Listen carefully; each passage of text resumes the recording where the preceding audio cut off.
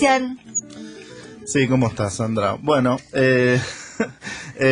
bueno, presentamos a Hernán Cassiari, seguramente muchos de ustedes lo conocen. Hernán empezó a escribir un blog en el 2003, cuando empezaban a aparecer los blogs en la web, que se llamó Blog de la Mujer Gorda. Después de eso se transformó en un libro, después se transformó en una obra de teatro. Después Hernán escribió también para distintos medios gráficos, incluyendo El País y La Nación. Y en 2010 dejó todos esos proyectos para generar su propio proyecto, que es la revista Orsay, que después se convirtió en un bar pizzería en San Telmo, y que después se convirtió en una editorial, y que ahora nos va a contar en qué se va a convertir a partir de ahora. Hernán, ¿estás en línea? ¿Cómo va eso? ¿Cómo va? Muy bien. Bueno, primero, antes, lo urgente viene antes que lo importante. Te queríamos preguntar, porque esta semana hubo un escándalo que recorrió las redes sociales, que fue la participación de Argentina en el Mundial del Asado. El fracaso. Que yo le llamo el Molleja Gate. Que sería que, bueno, que Argentina finalmente no formó parte del podio. Hubo expresiones de dolor. Ellos dijeron: nos sentimos vacío.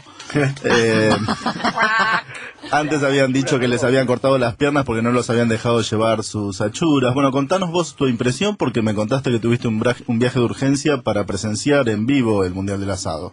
No fue un viaje de urgencia. Yo me enteré bastante antes de que se hiciera conocido el asunto y me di cuenta de que se iba a hacer en Marruecos. Es decir, iba a haber buena carne, hachís, o sea que bueno, voy a ir, me queda 200 kilómetros. Ajá. Así que fui de carácter personal, a hacer como hinchada al lugar este, que era una especie de hotel alucinante, gigantesco, con países que venían con tráiler y camionetas con parrillas móviles y temperaturas hidráulicas y cosas así. Y por ahí aparecen estos chicos argentinos que vinieron en tren desde Casablanca, que no trajeron absolutamente nada porque venían a hacer un asado como se hace en Argentina el asado. Y la verdad que fue alucinante, la pasaron bárbaro. Lo que pasa es que después, desde Argentina, pobre gente, les empezaron a escupir el asado desde los medios y de las redes sociales.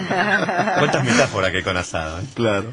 Hay mucho para decir, hay mucho. La metáfora, justamente, escupir el asado, se hizo literal en este caso. Y los chicos estaban bastante desanimados después, por lo que me contaban por mail.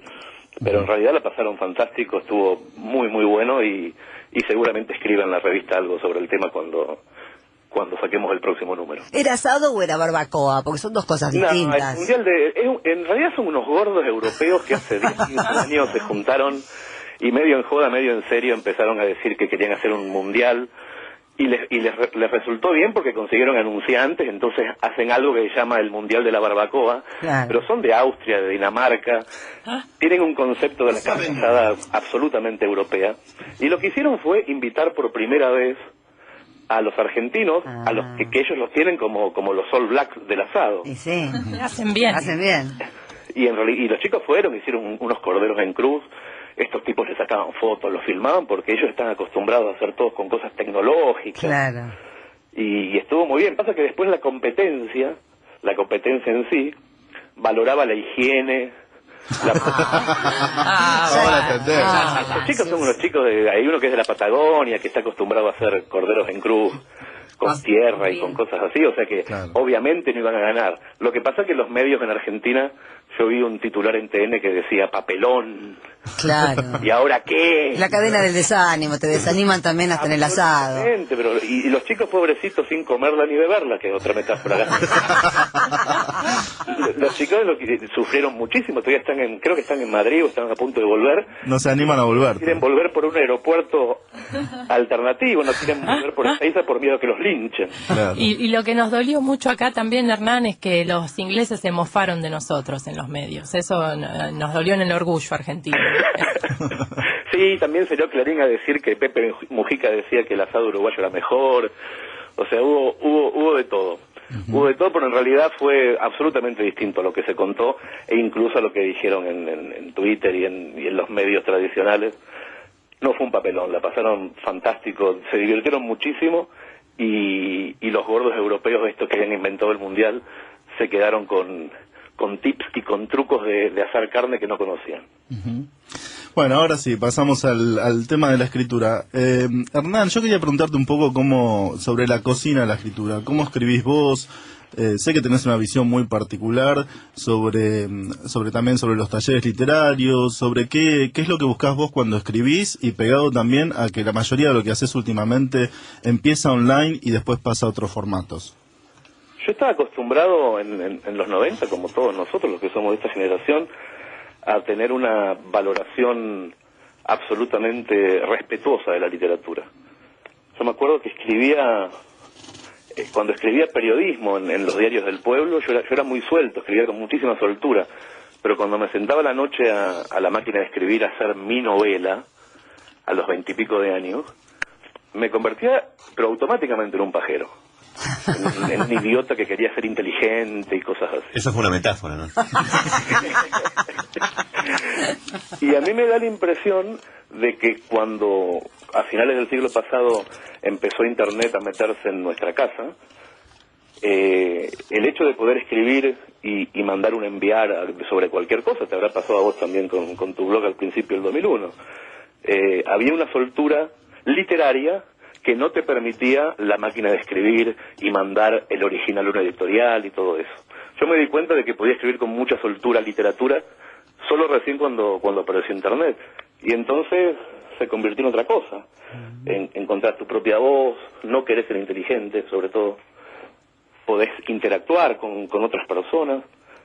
Y de esa manera, por lo menos en mi caso, empecé a escribir sin importarme la posteridad o la trascendencia o cosas por el estilo, poder divertirme haciendo una literatura más o menos fresca. Uh-huh. ¿Y cómo crees que influyó en tu caso el escribir desde afuera de Argentina? ¿O cómo pensás, por ejemplo, que ahora que influyó en su momento cuando empezaste, y cómo es hoy de distinto si estuvieras metido acá, digamos?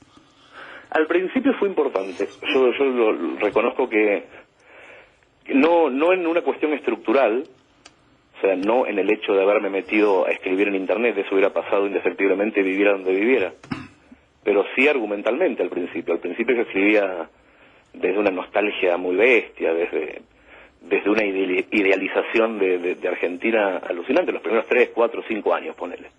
Cuando empecé a escribir el Más respeto que soy tu madre, o la primera época de Orsay, yo casi lo único que hacía era o añorar o despotricar, añorar Argentina y despotricar contra las costumbres españolas.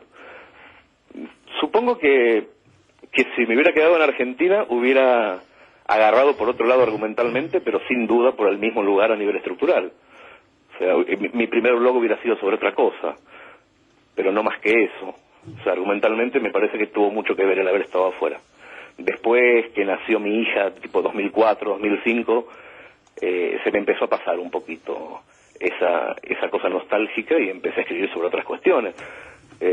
Hoy por hoy, viajando cada 2 meses a Buenos Aires y tenemos el bar allá y la redacción de aquel lado de este, no siento ni siquiera nostalgia. Lo que siento es un gran desapego por los aviones y un enorme aburrimiento por las horas muertas de los aeropuertos, pero después estoy bien en los dos lados.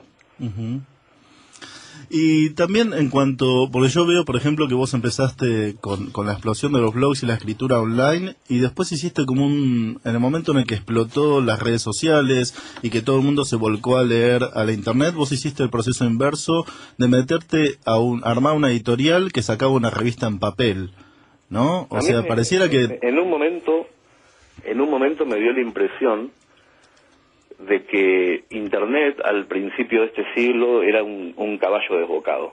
O sea, nosotros nos habíamos subido arriba de ese caballo, pero el caballo iba para donde se le antojaba.